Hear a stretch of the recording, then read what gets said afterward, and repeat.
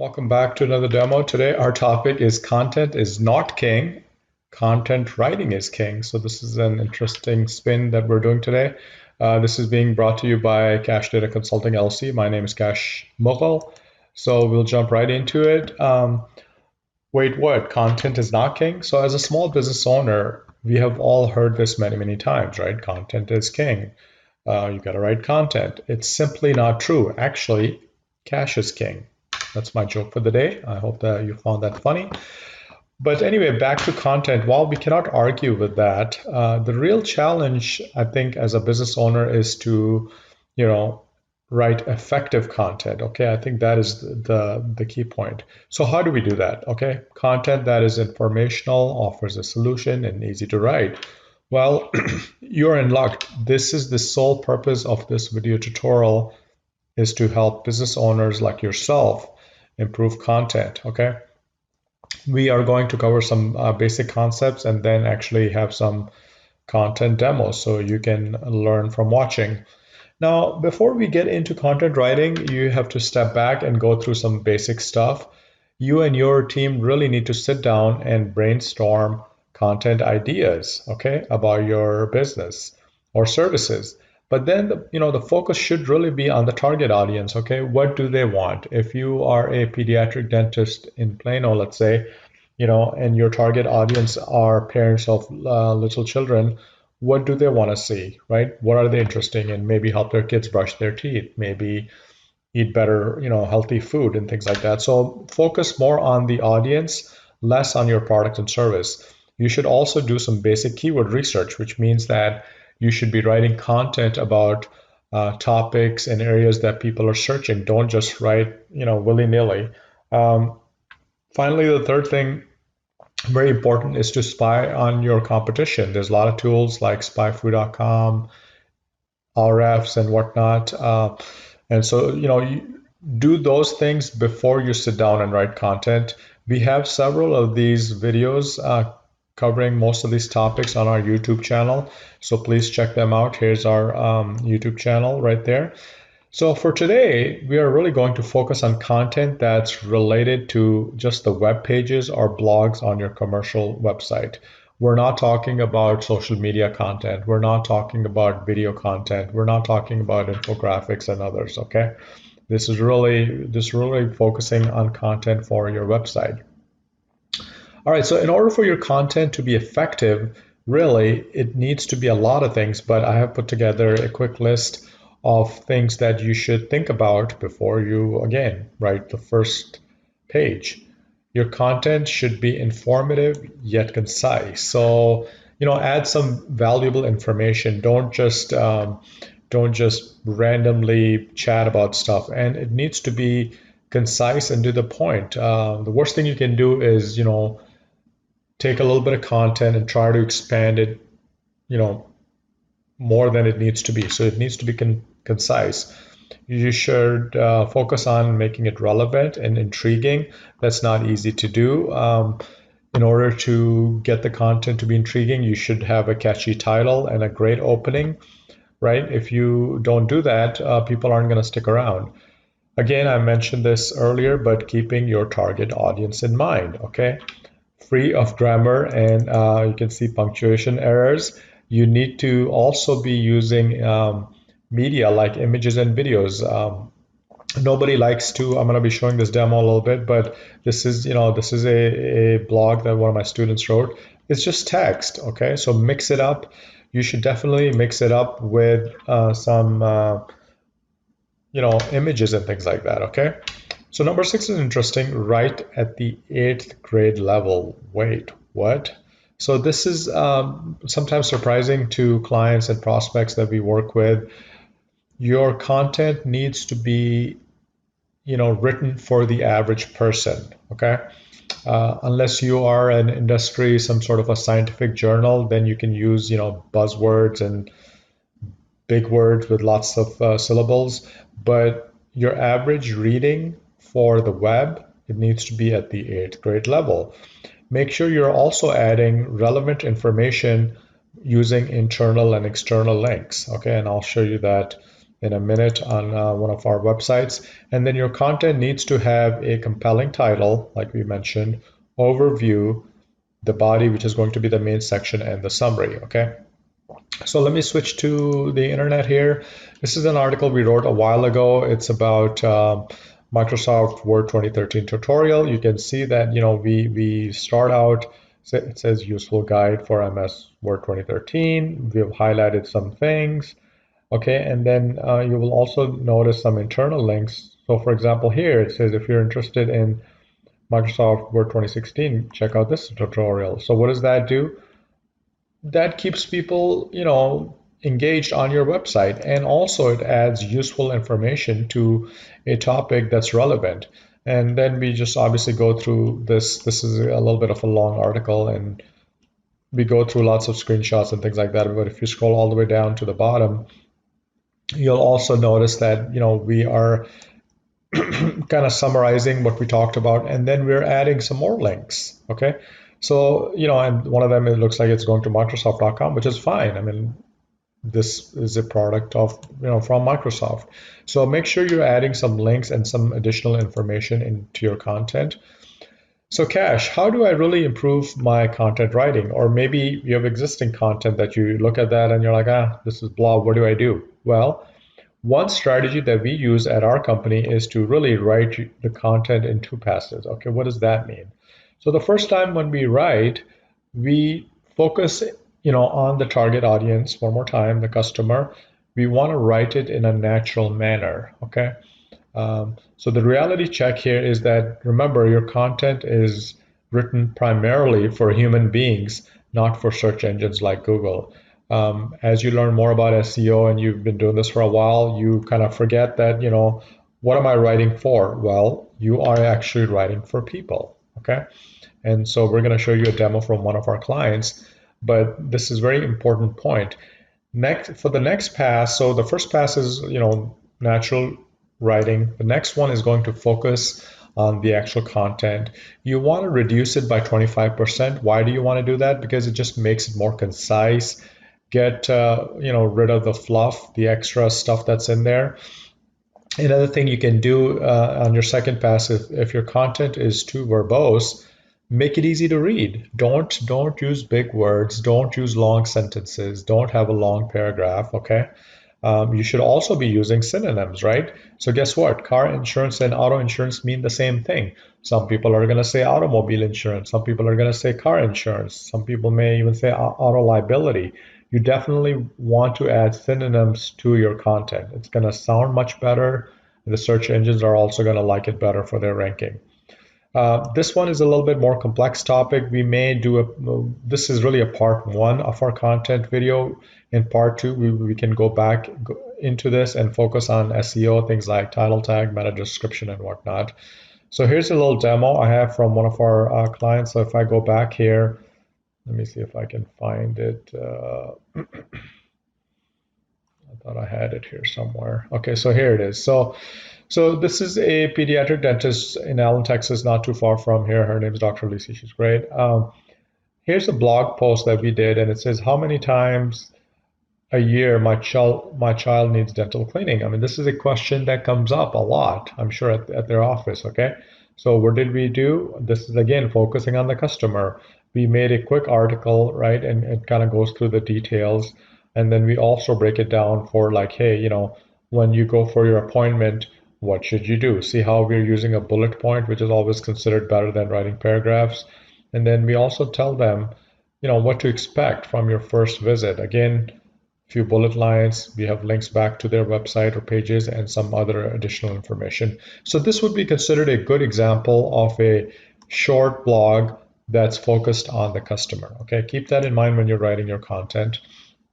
Another thing you should think about is when we are writing for the web, it's really, really different than traditional content writing. Well, what does that mean? Okay, here's why. When folks are reading on the web, it's not like, reading a book. Why is that? Because you and I do this too. We skim, right? We scan and we glance at the content. We're not reading, line by line, word by word. Okay, we're just going to kind of go through this really fast.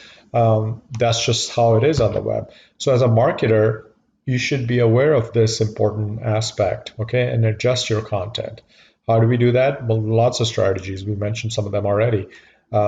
Break a long paragraph into a shorter one, right? Replace a paragraph with bullet points. I just showed you that in the KPD blog. If it's something that's a little bit more sequential, like, hey, do this, step one, step two, step three, make it into a numbered list, right? You should also write in an active manner instead of passive, and you should really focus, like, your writing should really be focused on as if you're writing for a single person. Okay, so you can say things like, hey, in order to do this, you need to do this. So it's almost like you're speaking to that person. It's like a conversation. Okay. Another thing you can think about is this concept of inverted pyramid. Okay, so what is that? I actually have a screenshot of this here from our friends at BM, technical writing. I don't know how you say that. But the concept is, when you are writing content, your most important topics and key points should just be in the front. They should, get the crucial information to the reader as fast as you can. Don't wait around for it. And then you basically can expand on some of that information and do less important and then give detailed information.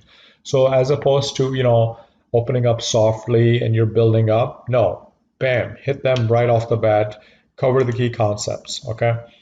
And then, so the demo now I have is content from Brianna. She's one of my students at Collin College.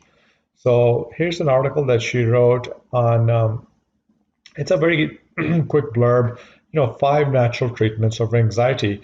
I really like the way she opened it. I'm just going to read this. It says, now, unless you won the lottery, a lifetime of toilet paper, or somehow ran into a psychic that told you everything about what will go down in 2020, you're likely dealing with anxiety at some point in the year. That's a great opening lines, okay? And so she goes into that. She talks about 5 natural treatments for anxiety. Okay, she highlighted them, and then she kind of wraps up. Good effort, not bad at all. But what did we do? We just made some enhancements. First of all, if you notice that I broke her first paragraph into 2. Again, don't have long paragraphs. Then I said, use synonyms for anxiety. So other words we can use are like less stress, minimize worry, and same thing I hear. You can see in the highlighted part, I kind of changed some of the text around. And like I said, part 2, we're gonna have a part 2. We're gonna show you examples of content like before and after, so you can kind of really understand what we're trying to achieve here. But at a very minimal, this kind of gives you some ideas. And another thing we did here was, if you go to her content, you'll notice that she's linking from this one and just calling it studies, and then she's calling it this. Well, Google, it does not help Google if you just link with the word this. Okay, so what you want to do is you want to use the expression anchor text, reduce stress, and then when people click on it, it goes to that article. Same thing here. It says anxiety reducing oils. So this is good SEO. Like I said, we're gonna just we're gonna give you a quick areas of topics for content writing. The detail will be done in a separate video. But the last thing, what are some of the other aspects I want to cover for enhancing your content? Okay, well, there's things you can do. You can outsource content. Really? That's surprising to some people, but think about it this way. I mean, you are a business owner, right? You're running a business, you have employees, you have customers that are happy, but you have customers that are not happy, and then you have to do bookkeeping and all of that other fun stuff, right? You may not have time to write content, okay? And certainly, we run into this issue too. So what can you do? You can utilize services like guru.com, upwork.com, and there's lots of these services, okay? You put a project there, somebody bids on the project, you look at their profile, they're going to write content for you. This content may not be super duper like, award winning, but that's okay. It gives you some basic content, and then guess what? You can go back to where we were. You do it in 2 passes, right? You have an initial content, and then you can work on it, improve on it. Nothing wrong with that. Also, don't forget there's other types of content. There's social media content, there's infographics, there's videos, there's ebooks. So content is just not about web pages and blogs. It's definitely a lot more things too. But here, we're just focusing on, some web content today. You should also be using content writing tools, right? You should be using Grammarly, Prezi, BuzzSumo, Canva, and there's lots of these other things that are out there. We don't pay for any of these tools. We try to use just everything free we can find on the web, but definitely use that. That can help your content. And then finally, a little bit of off page. Make sure you are sharing and resharing and sharing again your content. Okay. So one of the examples I can mention to you here is when we work with our clients. Looks like this video is going to start, but let me pause this. When we work with our clients, one question that comes up all the time is, yeah, how to add a user to Google Analytics, right? Guess what? We just created a video on that, right? This way, every time they ask, like, what do I do? Instead of trying to explain it to them, trying to send it to a random blog, just watch this video. Okay, this will cover that already for you. And then finally, really important part about content is you should be producing valuable, relevant, and informative content, okay, on a regular basis. Bam, which is actually one of our clients in Uptown Dallas. But I think that's the key there too, that you don't just write, a few blogs here, a few blogs there, and you just kind of forget about it. You should be doing this on a regular basis.